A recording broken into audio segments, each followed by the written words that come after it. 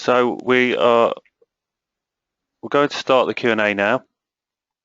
Lots of great questions already, but plenty of time still to submit more questions. So by all means, if you have questions about Amazon or eBay, sourcing, fulfillment, delivery, inventory management, whatever it may be, this is a great time now with myself and the guys from Linnworks all available to answer your questions. So just type them in the chat box there, and we'll get through as many as we can. So to start us off, we've had some questions about Jet.com. So I'll give a little bit of background, and then I'll pass over to Vinny in the US. So Jet.com is a new marketplace. It only started in August last year.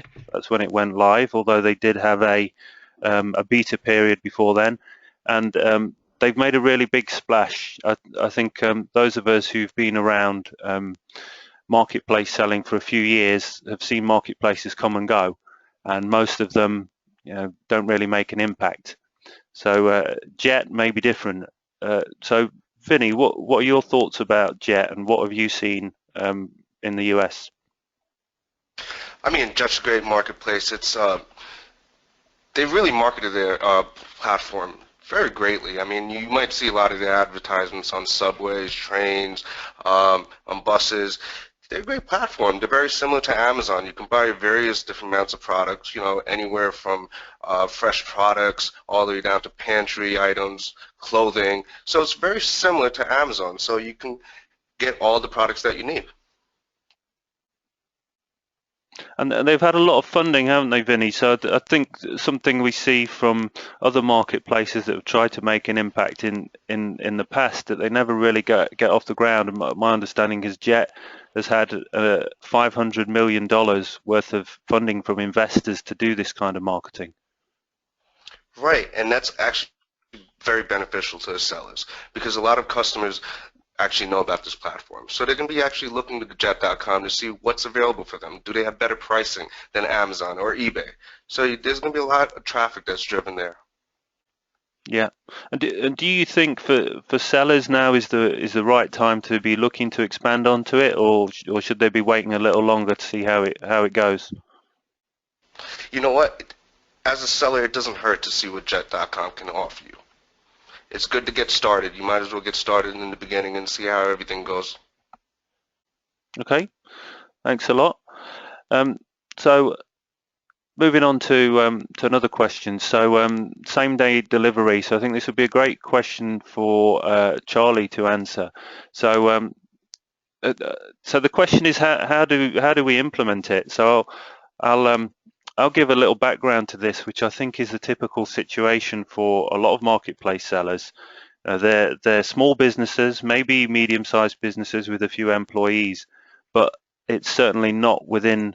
They're not going to be delivering products themselves, and they may not have access to a carrier who is able to provide same-day delivery for a low enough cost to make it workable. So how do smaller marketplace sellers implement same-day delivery, Charlie?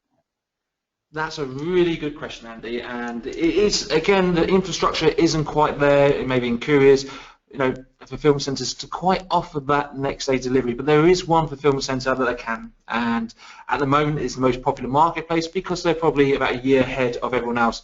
It means getting your items on Amazon and going FBA.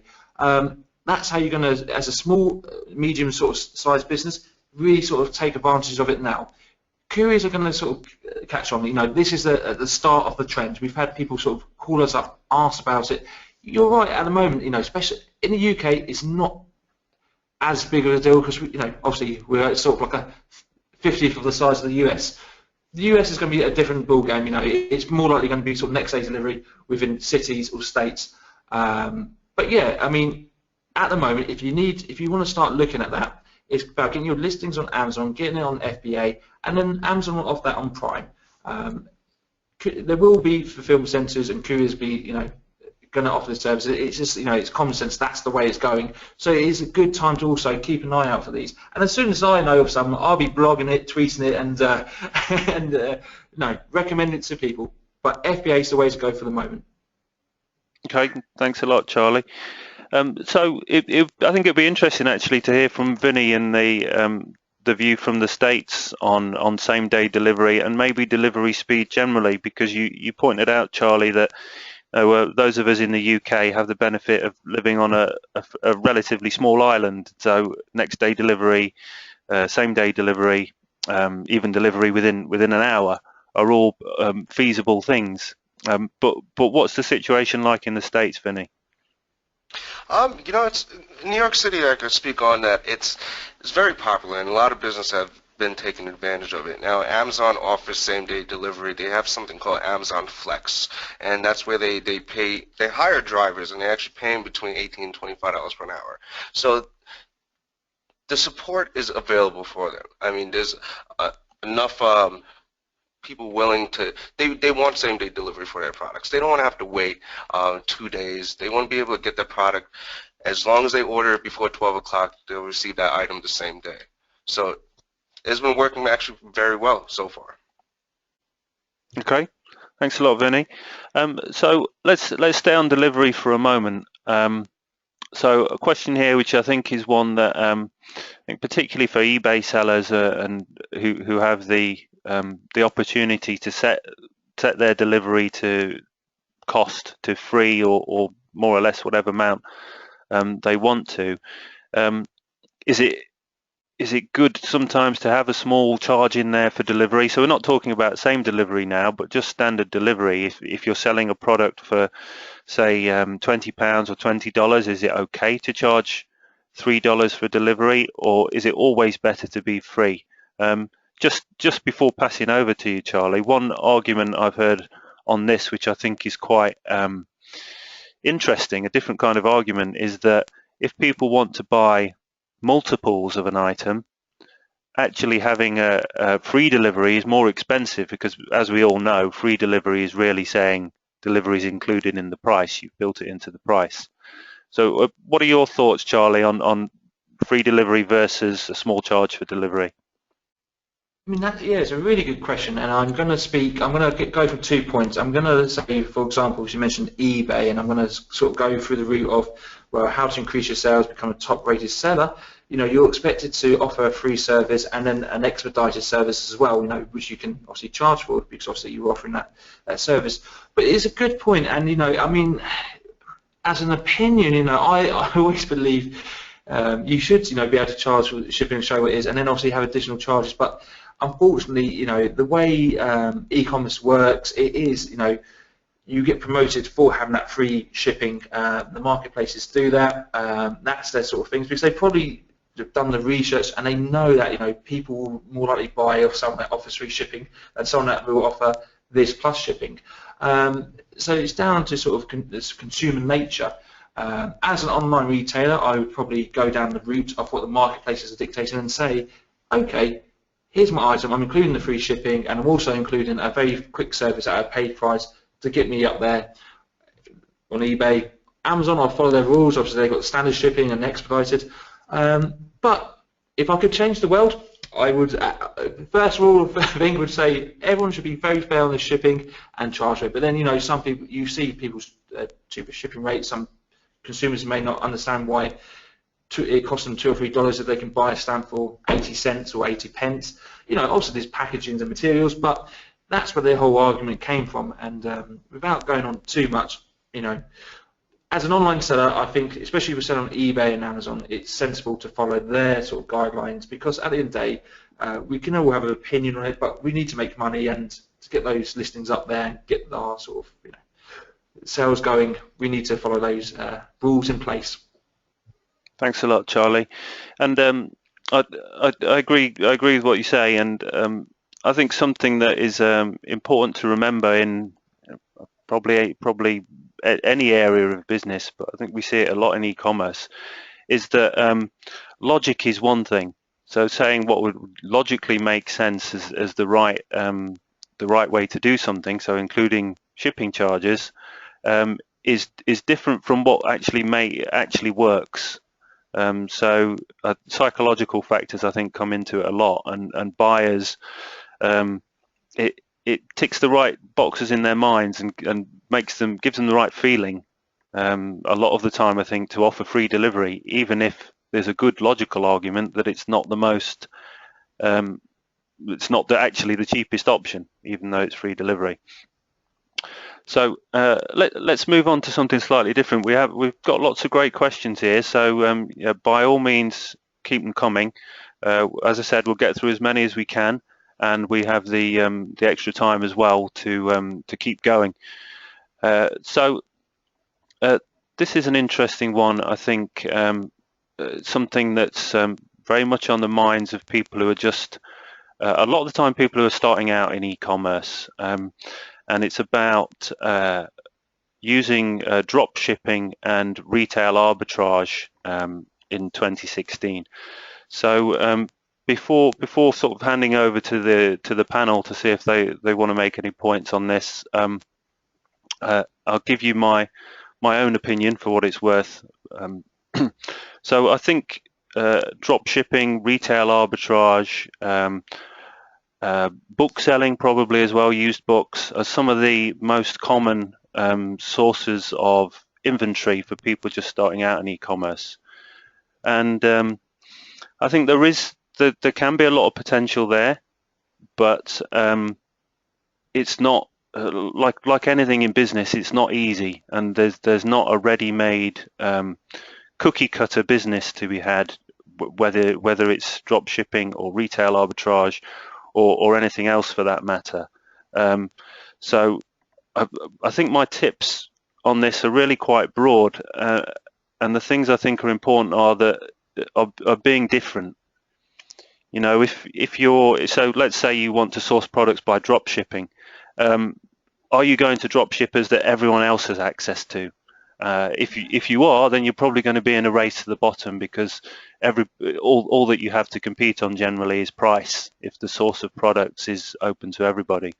And the same goes really, I think, for retail arbitrage. Just a quick note for people who aren't familiar with this. This is the idea of buying products from ordinary retail stores, Tesco, Walmart, Target, Asda. So you're buying retail products that are often on sale or clearance and reselling them on marketplaces like Amazon for a profit. So again, it's a source of stock that people do run their businesses. Tends to be small businesses or one person businesses a lot of the time, and people are able to make money doing this. But again, it's a source of inventory that everyone has access to. So what are you going to do that's different to make money from that source of stock?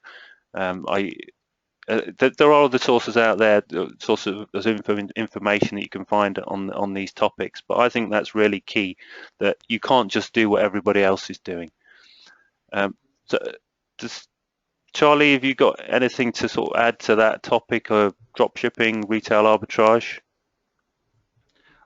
Andy, I totally agree with you on this. I think, you know, and this is what it's coming down to, in the early days of e-commerce, where it was maybe a little bit more technical to get set up, it gave people like this who could sell a competitive advantage because they didn't have any competition. That was it.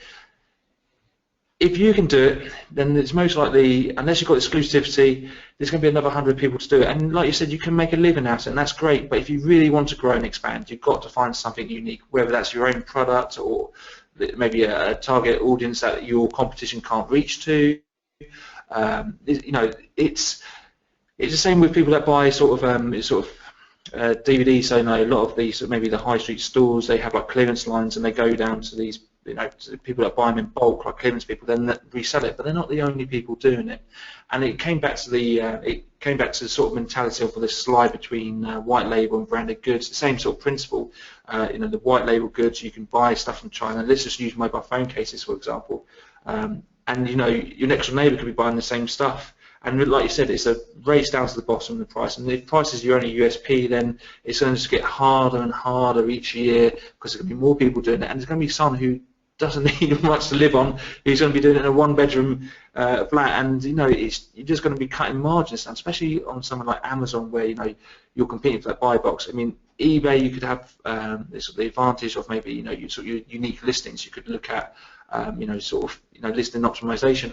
You could do that on Amazon technically with barcodes as well. We won't go too much into sort of ghost listing because it's sort of frowned upon by Amazon. But at the end of the day, I think, like you said, it's about, if you're going to go down that route, it's exclusivity, drop shipping, exclusivity. But you've got to have something to give these people belief in your exclusivity. If that makes sense. Yeah. Thanks a lot, Charlie. So another topic, social media.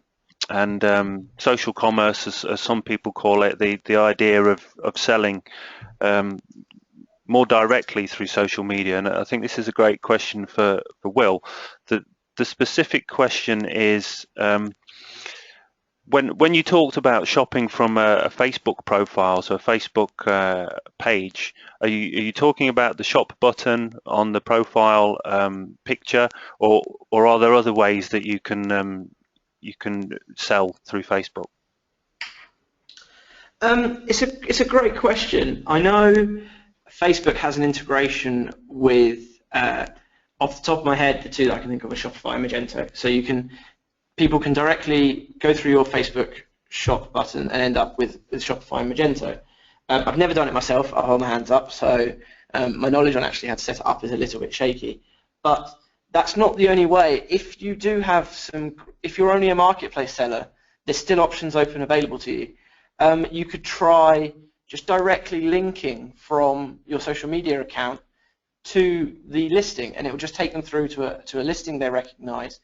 And a little bit of a tip that I didn't mention in the presentation that I really think is crucial here is when you're doing things like this, when you're sending people from your social media accounts through to other sources, whether it's your own website or maybe your listings on Amazon and eBay, for example, try using tracked links. There's a whole load of services out there. The two that spring to mind are bit.ly and Google have their own link builder. And what that actually allows you to do is you can actually track where your traffic is coming from, essentially. So if you're finding that loads of your Facebook followers are actually clicking on those links and ending up on your Amazon account, for example, and buying things from your Amazon account, those track builders will help you understand that Facebook is a really good platform for you.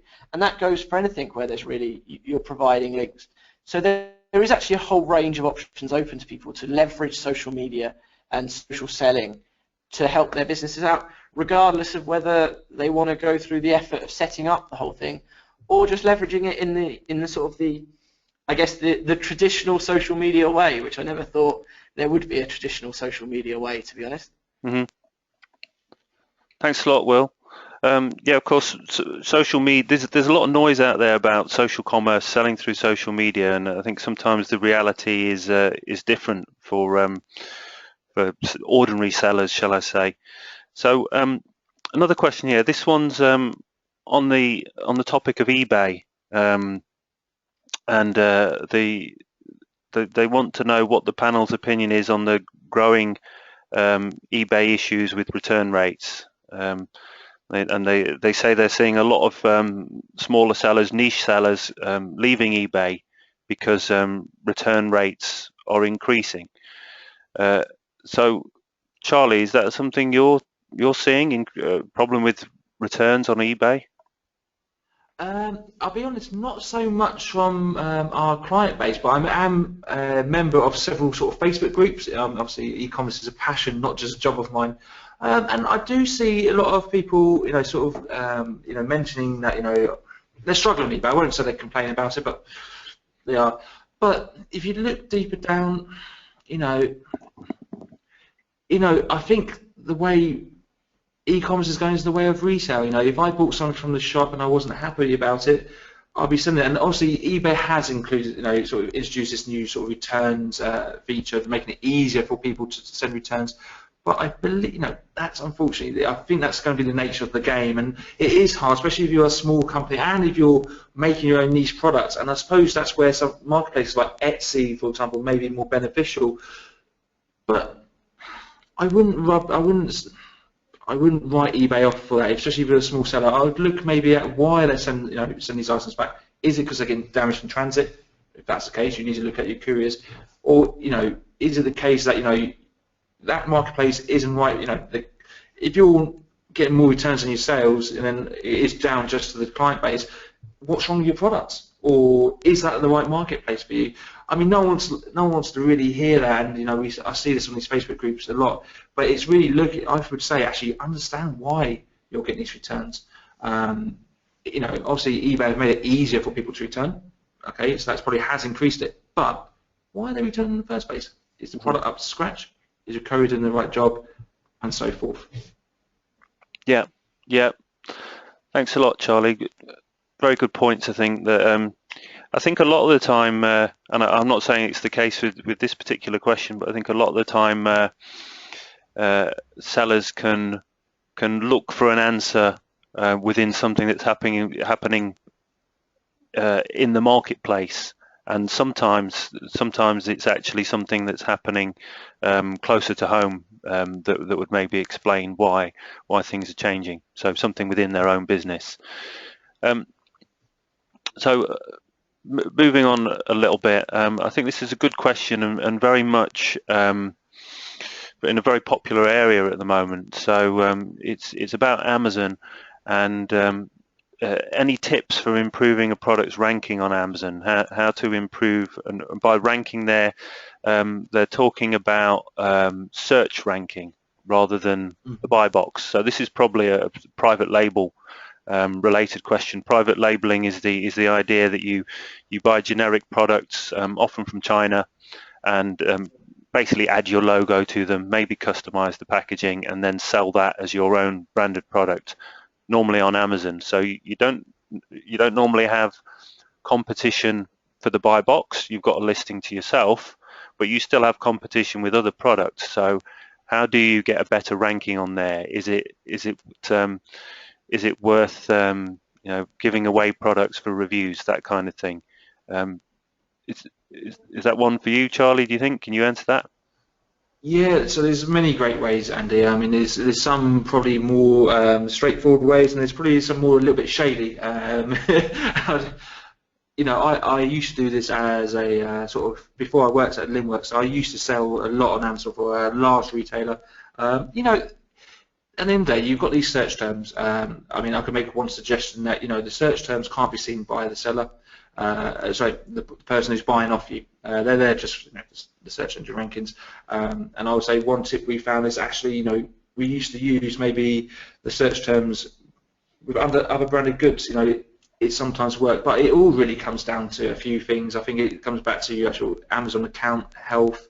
Obviously, the title, you've got to make sure that you've got to look at sort of keywords.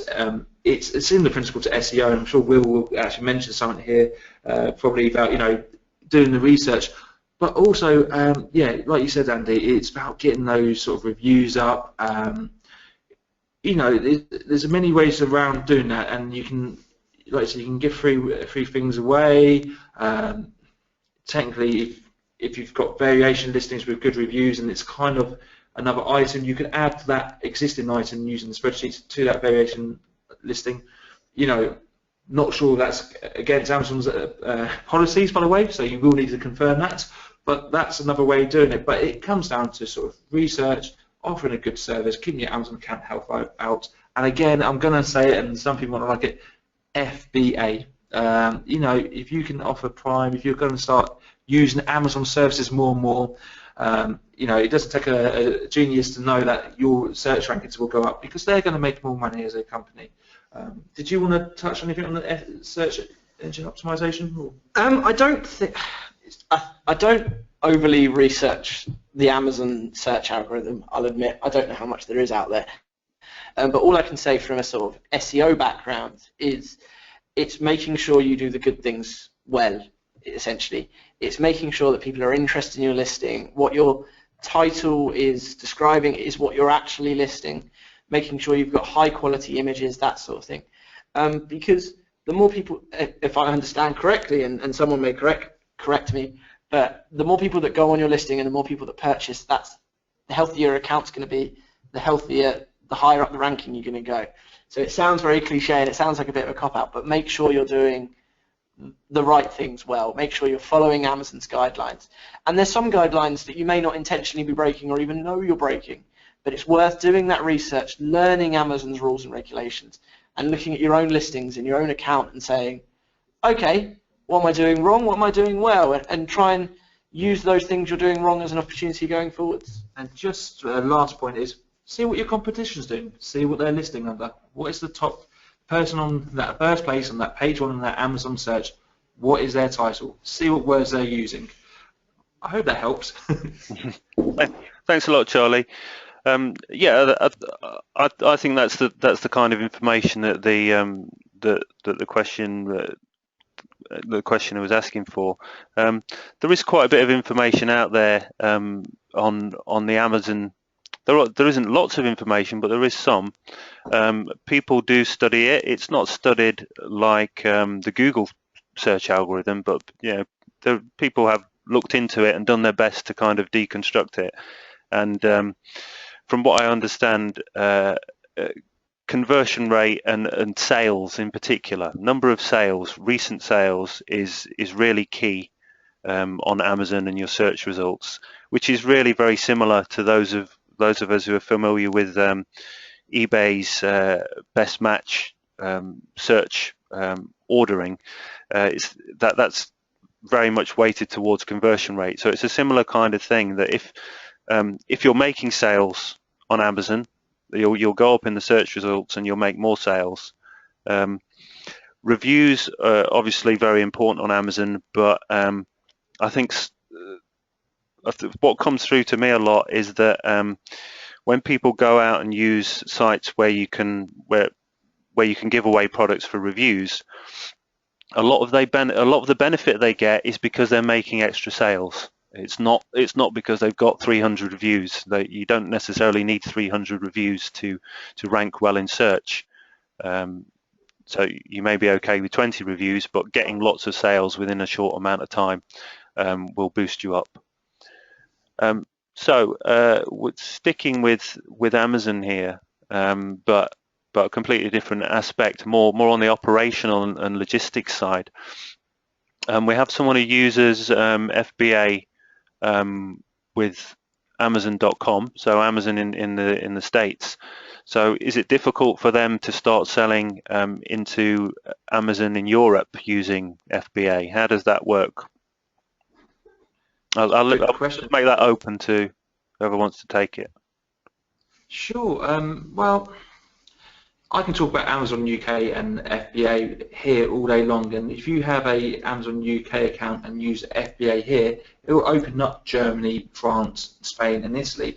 And if we're talking about e-commerce markets in sort of globally, obviously first is China, second is US, third is the UK, and I believe fourth is Germany and fifth is France. So, it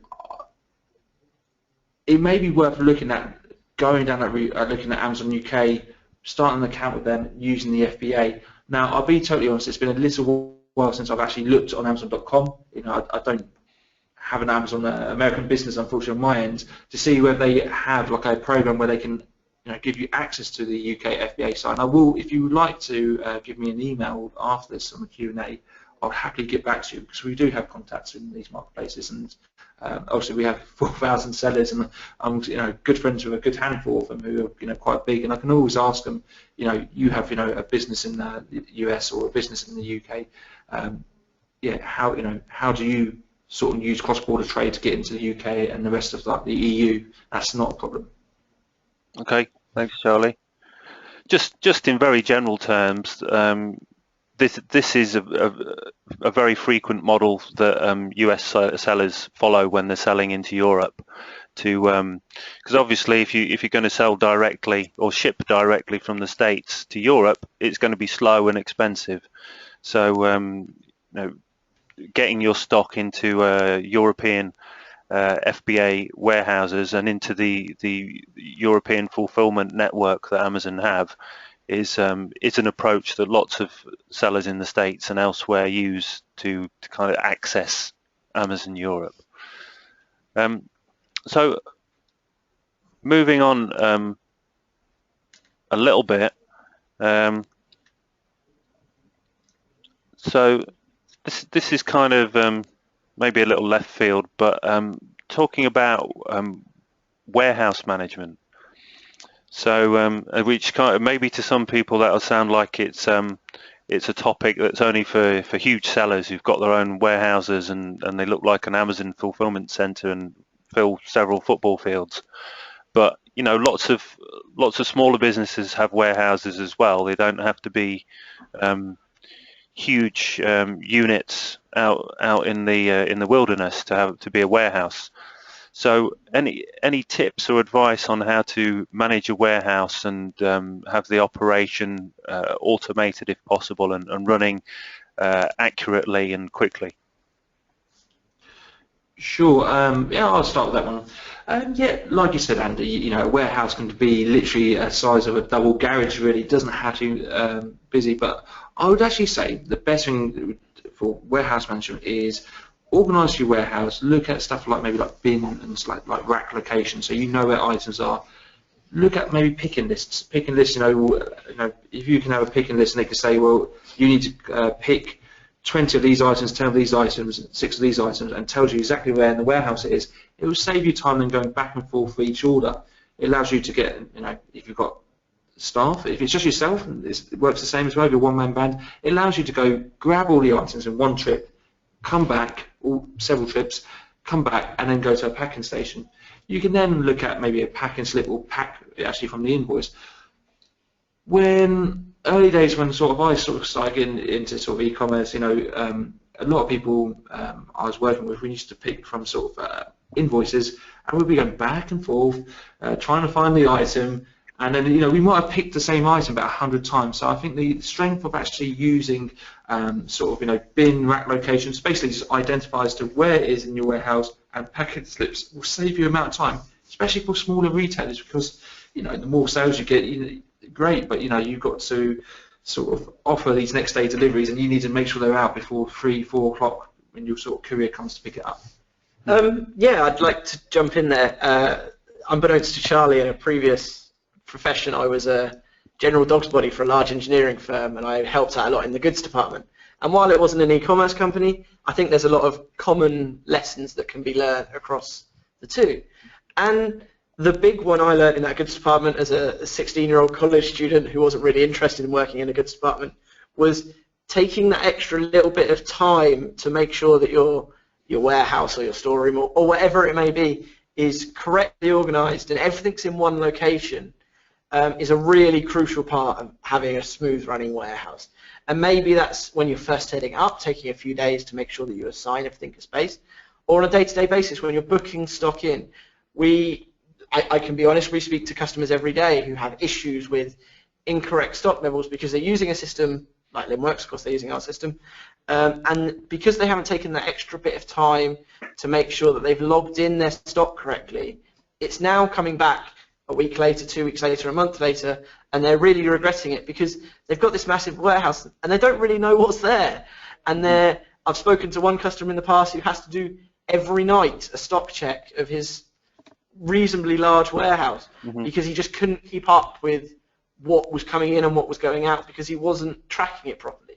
So that would be my top tip, is take that little bit of extra time. Yes, it feels like you're wasting time at the beginning, but I can promise you it's gonna save you a lot further down the line. Thanks a lot, Will.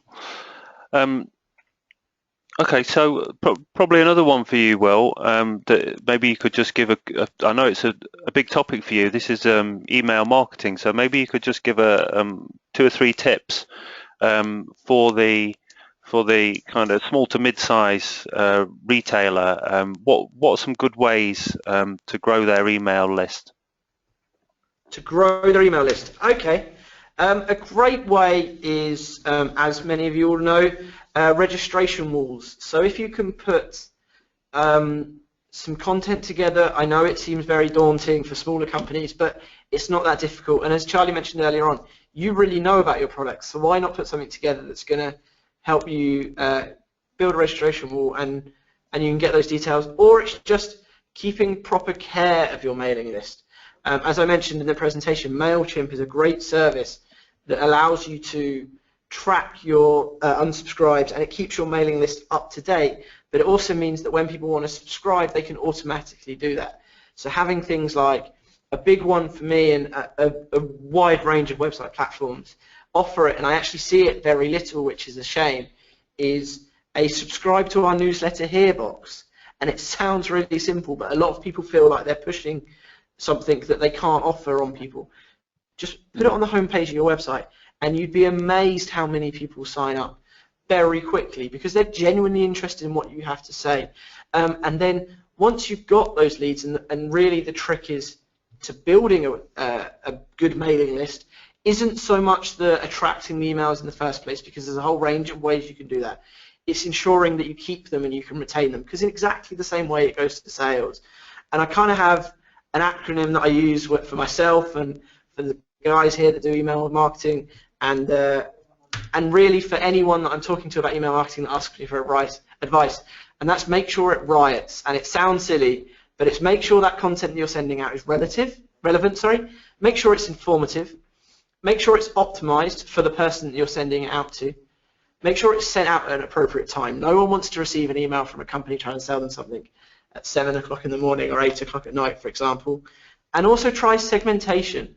Try sending, if you've got a particular product, I'm just going to use this as a quick example, if you've got a particular product that really appeals to men, try just sending that to all the men in your list if you've got that information. Or if someone's bought, for example, I bought a Nexus phone case the other day.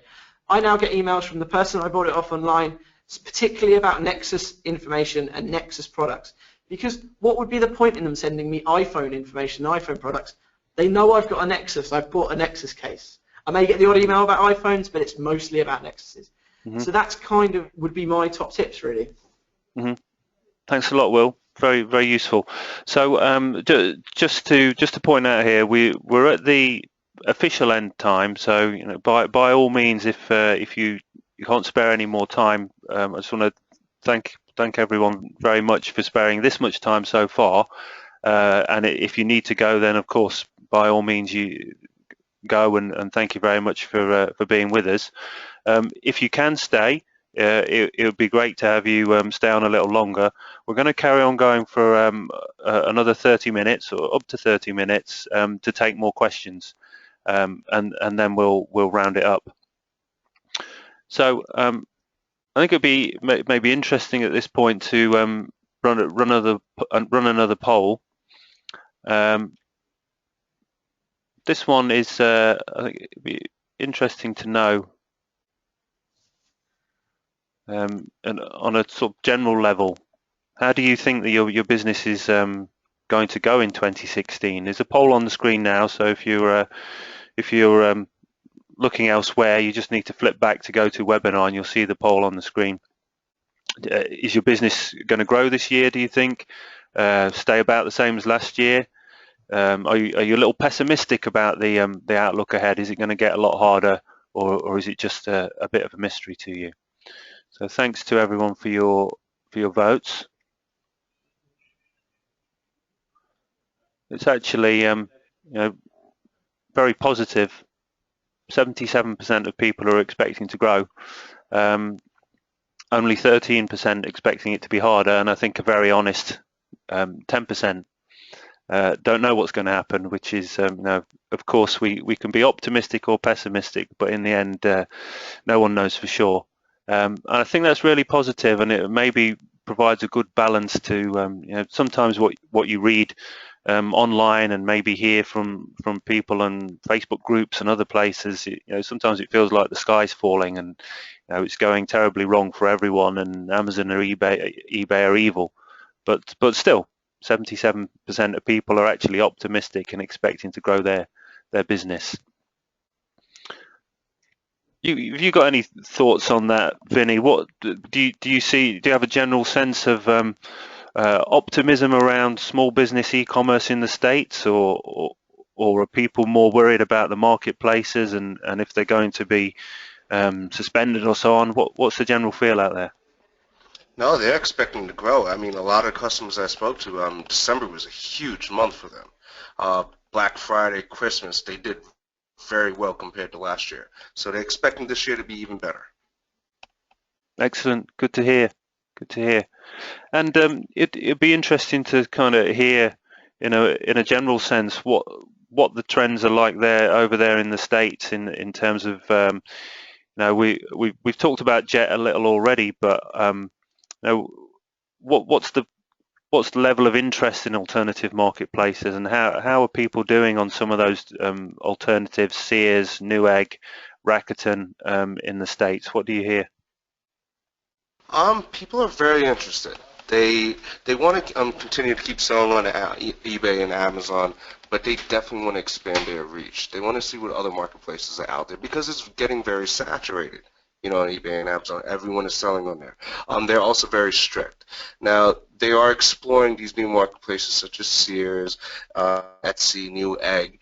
And, it's slowly growing. It's not at the same pace. The sales aren't at the same pace as Amazon and eBay.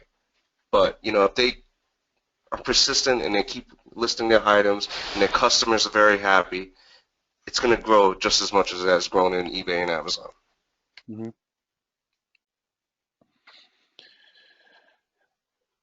Thanks, Vinny. So, and what about international? I think here in the UK, we've got a smaller home market than the US. So I think small businesses selling online in the UK quite quickly get involved in selling internationally. Is it that way in the US, or because there's a much larger domestic market, do people keep going selling just within the US for longer? That's what I've noticed. They keep selling within the U.S. for a longer period of time. Mm-hmm. And when they do expand internationally, is it kind of Canada and Mexico first, or UK because of the same language? What kind of route do they take? They usually go to Canada first, and then they'll expand to UK. A few of my customers have been also selling on eBay Japan as well, so that's come up a lot as well. But most of the time, they start off with Canada. Mm-hmm. And are there any particular, I think sometimes maybe particularly for us in the UK, we almost forget that Canada is a different country from the US. But of course, Canada's got its own customs and taxes and duties and import processes. What kind of things do you hear from US retailers selling into Canada as the problems they have or the issues they need to deal with? Setting the right expectations for their customers, and that's the most important thing. As you stated, there's different rules. You have to go through customs. Items might be held over for a little bit longer period of time. So as long as the customer has the right expectations, I think you'll get positive feedback. And that's the most important thing to do. But that's been their biggest struggle, is getting the items on time to their customers. Mm-hmm. Yeah, absolutely. It's I guess the scale of Canada and the US, geographically speaking, means that you've got a distance issue as well as the issue of getting things through customs. So it's a foreign country, even though it's just over a land border. Right. Let's move on a little bit. Let's try to take something more general kind of question. But it's a good question and one that comes up a lot. So it's someone who's simply asking if we've got any sourcing tips. Of course, this is a huge area, lots of different ways to source products. So I'm going to hand this over to Charlie in a moment. But in terms of broad options for sourcing, we've got wholesale, which is in a way the traditional retail source of products. We've got liquidation or clearance, which means buying products still in bulk, but often from a specialist liquidation company. So these are things like end of line product models that retailers can't sell through their normal channels.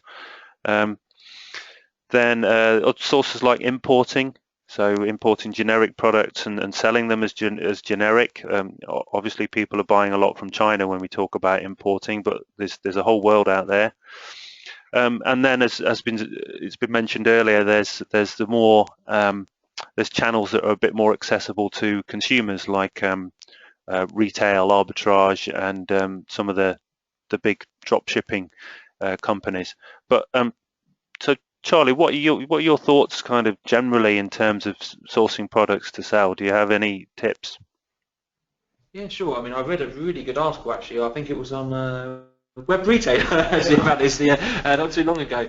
Yeah, you know, sourcing. Okay, so first it's okay. You may be able to find cheap products, but it's also doing the market research. Who else is selling it? You know, and I've been. This is actually a personal bugbear of mine. I've bought stuff that I personally like. I found a good supplier. I found it cheap. Problem is, I didn't really do the research into competition. This is very early on, and to be honest, there was a lot of competition selling it at prices that maybe I found very hard to compete with. So yeah, I think you've mentioned all the different sources, or the majority of the different sources that you can actually source from, but it's also look at who else is selling it. I think this is something that I would do is look. It doesn't matter if someone else is selling it. That's not a bad thing, but can you sell it at a competitive price? See if they're making sales, see if they're doing well themselves to make sure that it's actually worth your while and it's not a dud product line.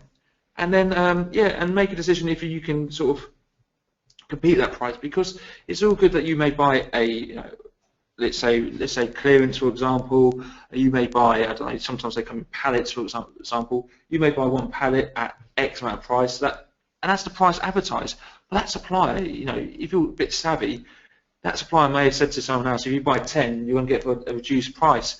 And in this case, there's no shame in saying it, bit of pride in the matter there. I made a similar mistake when I was a lot younger, and I ended up selling stuff for just cost or just above, and it wasn't really worth the investment. So I would say definitely look at what the competition's doing. Talk to the supplier. If they've given you a cost, ask them how much it would be if you bought in bulk as well. If it's drop shipping, again, ask them how many, ask how many other people are selling these items. Is there better pricing for better quantities? And I think that's really what you're going to go down, because if you're going down the route of getting items that other people can sell, sadly the main sort of factor there is going to be price. You're going to be competing with it. So look at the best price you can get, look at the competition, and see if you can make a living out of it. Mm-hmm. Thanks a lot, Charlie. Yeah, sourcing is, I think, a lot of the time people's number one question, which makes a lot of sense for people who are new to e-commerce. You can't, on the whole, you can't sell products before you've bought them. And broadly speaking, I think important things to think about are that there's no easy answer to this. And again, it's about being different. If you source the same place as everyone else, you'll be buying at the same price and you'll have the same products. So that the competition will kill you. So you have to work at it. You have to find sources that are different, or private labeling has enjoyed such a huge boom because it creates different products. That's why it's worked so well so far. Something interesting I heard as a kind of way to think about sourcing is to look at suppliers as prospects, and not that you are as a buyer are very special, and just don't think that just because you want to buy from them, they're going to fall over themselves to sell to you. Look at them as people that you have to win over if you want to source products from the best suppliers that other sellers aren't able to access. So really look at it as a project to discover suppliers, to start talking to them, to explain to them what you can offer to them in terms of what you're going to buy from them, or where you're going to sell it, or how you're going to sell it. And so to look at it maybe a slightly different way from the way people do sometimes, that because they're a buyer, they are special to the wholesalers and distributors and manufacturers. You have to show them what you can do for them. So moving on a little bit, selling internationally. We have someone who's selling on, so they're already selling internationally, UK, US and Europe. They're thinking now about Japan, and they're concerned about language barriers. Are there any experiences or tips to share on that? Yeah, so expanding to Japan, and I'll be honest, it's been about 2 years since I've sold to Japan myself in a previous role, so the rules may have changed slightly. We actually went down the route of actually getting a in-house native speaker, because if you've lived in Japan, you're going to know sort of trends, words, which are a bit different. But there's also some sort of rules that you need to know. You need to have actually a business premises within Japan. And there is companies out there that offer that sort of virtual office where they register your company. But this is something, unless it's changed in the last 2 years, I would have to double check, is that you need to have that to be able to sell to Japan. Japan's a very unique market as well. It doesn't act like the rest of the world. It's obviously an island nation, a bit like the UK, so they're a little bit quirky, like the UK. So things are different there. As you can probably look at their websites, the website design is, for me, very narrow and thin. But the marketplaces in Japan, and will mention, because we have a friend who used to work at Linnworks, who's moved to Japan, and he says he can't go anywhere without seeing Rakuten. So I think if you're going to expand to Japan, the two things I would look at is actually Rakuten, of course, and I also would look at Yahoo Shopping. Obviously not big here, but in Japan that was one that we were sort of told about by sort of Japanese business consultants and its native speaker, that actually a lot of people buy off Yahoo. And Will's going to mention a little bit more there. I think the other thing with especially with Japan, but kind of applies for overseas expansion, international expansion, anywhere really, is it's all about two things really. It's about making sure your listings are correct, and I'll speak about that in a sec, but it's also about, as Vinny actually mentioned about selling into Canada, it's about setting expectations. If you are able to fulfill as like a local company would be, excellent, but if you're not, then you need to think of a reason why, essentially. If you can't fulfill like a local company, what are you offering instead? And the point about listings is a valid one, and what I mean by that is look at your translation options. Obviously there's a language barrier there. There's the way we view it here, there's kind of three options. You can go for the strictly robot translation, which, as we all know, tends to throw up a little bit of, to coin Charlie's term, quirkiness with the language, that sort of thing. And we know that with Japanese especially, it can be a complex language where machines may struggle. There's also the fully human translation option, which can be very expensive, or the third option, which is to have all your titles translated in human and all your kind of listings translated by the robot. And this is kind of the most cost-effective way while still keeping a high-quality listing. And when we did our cross-border trade program with eBay last year, we actually found out that this was the solution that eBay recommended when selling overseas as well. So I would really look at making sure your translation is up to scratch, and also looking at your fulfillment options and how to kind of make sure that you're offering something that the customer still wants. Mm-hmm. Thanks a lot, Will and Charlie. So we have had quite a few questions about Linnworks specifically and the Linnworks software, and I don't want people to think this is going to turn into all about Linnworks now. But I think because people are asking, it would be useful, Vinny, if you could pick up one of these questions in particular. Someone wants to know which marketplaces Linnworks works with. Is it just eBay and Amazon, or are there other marketplaces it supports? No, we actually work with a wide variety of marketplaces. So we work with Play.com, Rakuten, Newegg. We also work with Magento, which are website platforms, BigCommerce, and just a few more, such as CD Discount, Easy Web Store, Sears.com, Tesco. So there's a large marketplaces that we actually do work with that you can take advantage of. And we actually have a full list on our website as well. And you can always contact me, and I can give you a full list of all the marketplaces as well as the website platforms. Mm-hmm. And do you have like a roadmap for either marketplaces you're going to add, or other features you're adding in 2016? I think Charlie might have a better idea of the roadmap to some of the new integrations that we might be adding. Actually, I'm going to jump in on this one if that's okay, just because I had this conversation today. so I can follow up with it. But yeah, basically, as Vinny mentioned, we've got a whole wide range of integrations already with UK, US, and European-based marketplaces, and I really recommend, if you're looking at any of those, to check us out. But we've also got some upcoming marketplaces that we're really excited about. I don't know how much trouble I'll get in for sort of giving you a little heads up about this. But we've got plans in action for the upcoming. So we've just released Newegg, as Vinny mentioned there. That came out only on Tuesday. For anyone subscribed to our newsletter will know that. Also, we've got plans for the Game and Halfords marketplaces to be integrated with. So we're very excited about that. And we're currently building our sort of roadmap, really, for the rest of 2016 on what we're going to integrate with. And that's going to include website platforms.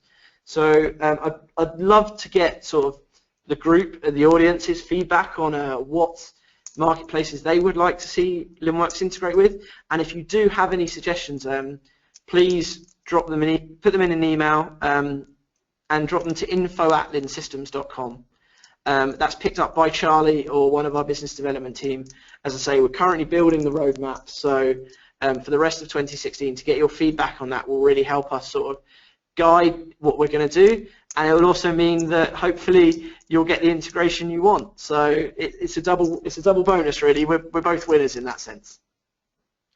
Thanks a lot, Will. So let's look at a slightly different question.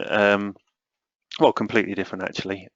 So this is something that's still discussed a lot, and it's a very valid point. So on Amazon, Amazon is very good at getting all the sellers who sell a certain product to appear on one listing. So that's obviously the opposite most of the time, to date anyway, compared to eBay. On eBay, everyone has their own listing, and it's actually can be quite difficult for a buyer to find out what the best price is and who the sellers are for a particular product. Not so on Amazon. If you want to buy an iPhone or whatever it is, a product, Amazon will present you with the best price and in the buy box. So I've just kind of made that simpler than it really is, but they'll take price and a few other factors into account and just show one seller to buy from in what they call the buy box, and that can create a what they often call a race to the bottom, where everyone's fighting over price and going lower and lower and lower in price. So the question is, how do you stop that race to the bottom on Amazon? Is there a way to stop it? The only way, Andy, is really it's going to be the case of, I mean, obviously with Amazon, there's so many repricing tools out there as well, which sort of automate your listings to drop to a lower price than your competitors until you get to a certain level where you choose it not to do so no more. So, I mean, really, I mean, if you're selling branded goods, Amazon is a race to the bottom, and it's about using the service. The benefits of Amazon, as we all know, it's got a massive virtual footfall. So, people, you don't have to do much marketing. You can generate sales there, but it is at the cost of you have to, of the margin. The other look around is, that sort of, buying the barcodes, listing the items. But again, if it's branded goods and it's not your own brand, and technically you're breaking Amazon's terms and conditions, and they will catch you. There is people doing it. Don't get me wrong, and they can be that, but the reason Amazon do that is because they want to offer customers the cheapest price, the quickest delivery, because then customers come to them and make a turnaround. So it's you're part of their game, really. And I would say the best thing to do is carry on playing that game, but also look at other avenues to generate sales as well. Mm-hmm. Thanks a lot, Charlie. I guess the thing that I often hear on that debate about the buy box and winning the buy box and going lower and lower in price is that price is extremely important to the buy box, but it isn't the only factor, and it can get quite complex when you start going into what other factors are relevant.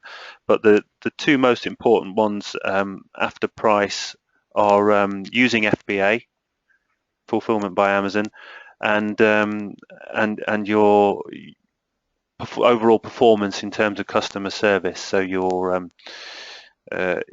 rating as a seller on Amazon, which is not always going to help you, but it will help you if you're competing with other sellers who aren't using FBA. That you may be able to get the buy box without going to the lowest price. And I suppose maybe the final thing to say on this point is that reprices aren't just about lowering the price. They can be used that way, and sometimes it's down to people not configuring a repricer correctly. But actually, a repricer should also raise your price basically as much as it's able to while still delivering sales. So it sounds like strange advice, but sometimes a repricer can be a good way to make sure you're selling for as much as possible on Amazon rather than just racing to the bottom. So we'll take a completely different one. I think this will be a good one for you, Will. So I think often for marketplace sellers, much as we've got a lot of optimistic people on the webinar and they feel like their business is going to grow, I think very often marketplace sellers want to diversify with their own web store as well. And the hardest part of that tends to be just bringing in traffic. So do you have a few tips, Will, for getting visitors to your web store?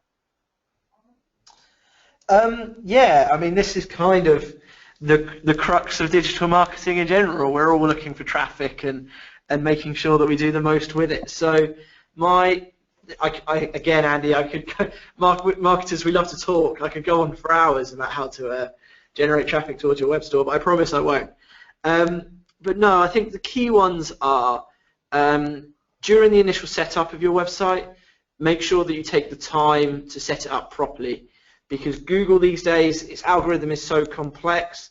If you haven't set up your URLs and your meta descriptions and your meta tags properly, you don't stand a chance when it comes to SEO.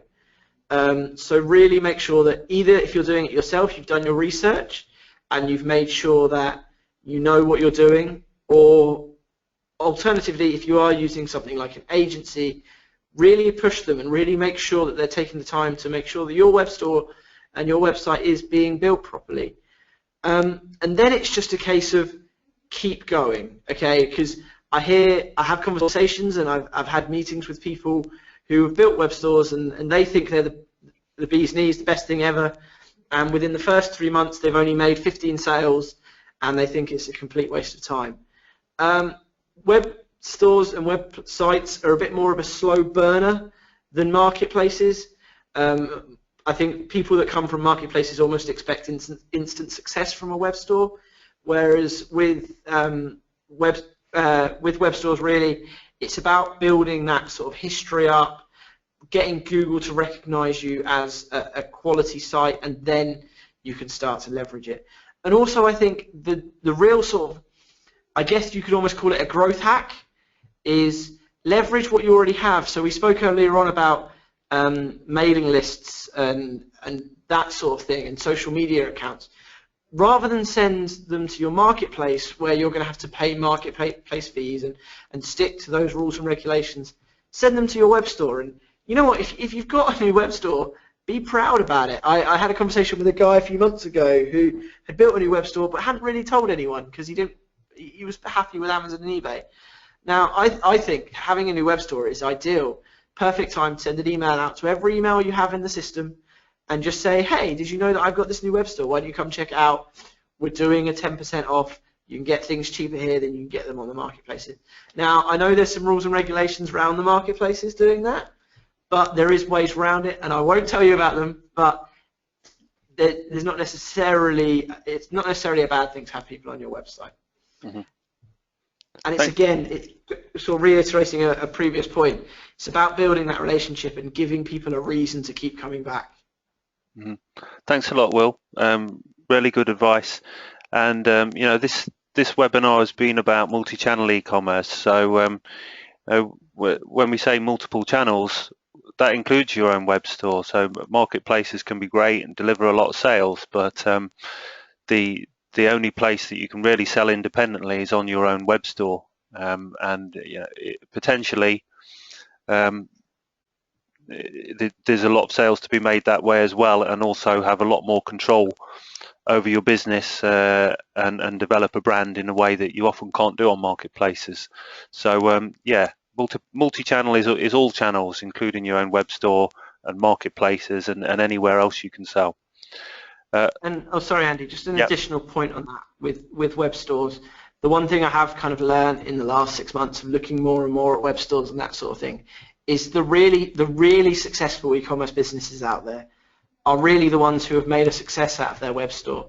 As successful as people feel they can be on Amazon and eBay and marketplaces, and I'm a big fan of marketplaces as well. I think they do a great job, but your business is always going to rely on someone else's decisions, basically, if you're on a marketplace. Whereas on a web store, it's your baby, you can build it up, and they're the really successful businesses that we see, and then you start to head down the route of building your own brand and that sort of thing. So yeah, I think anyone considering a web store, I certainly recommend dig a little deeper and do a little bit of research. And if you ever need any sort of advice or anything, I'm more than happy to help. Just contact the Linnworks website and they'll put you straight in touch with me. It normally comes through to me anyway. Thanks a lot, Will. Good advice again. So I'm going to wrap it up now. Thanks very much for all your questions. We covered a lot. There's still a few remaining. So you've got a couple of main options. You can we'll put the email address up for Linnworks in a moment. So the guys from Linnworks are there to help you if you want to drop them an email. There's also the web retailer forum that I think a lot of people on the call are members of web retailer. If you received the email from me inviting you to this webinar, so be very happy to see your questions in the web retailer forum, and I can try and answer them there as well. The webinar has been recorded, so the recording will be sent around to everyone who registered, as well as everyone who attended, within the next 2 days or so. To find out about future webinars, if you're already registered on Web Retailer, you'll find out about them by email. If not, the easiest thing to do is just register on the site, webretailer.com.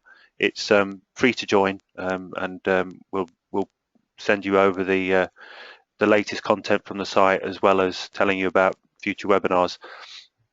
There is an exit survey, so after the webinar closes, there'll be a link there to complete a survey. If you can spare an extra few minutes to complete that survey, I'd really appreciate it. The survey from the previous webinar was very useful, and we built feedback from that survey into this webinar. So absolutely do take on board what you say there, and it's extremely useful. So just the last thing to say is thank you to everybody. Huge thank you to Linnworks for sponsoring this webinar. Without them, it wouldn't be possible. And of course to Charlie, Vinny, and Will for presenting and answering all your questions. Fantastic advice there. You can get in touch with Linnworks on the phone numbers up there, and also the email address, and of course at their website, which is linnworks.com. And a huge thanks to everyone who's attended today. It's there's many people who've stayed for the entire 90 minutes, so it's a lot of time to give up out of your day. Really appreciate you taking that time. I hope you've enjoyed it and found something useful, and really hope to see you again. And thank you from us at Linnworks. Really appreciate you attending today, and we look forward to your questions. Have a great evening/afternoon.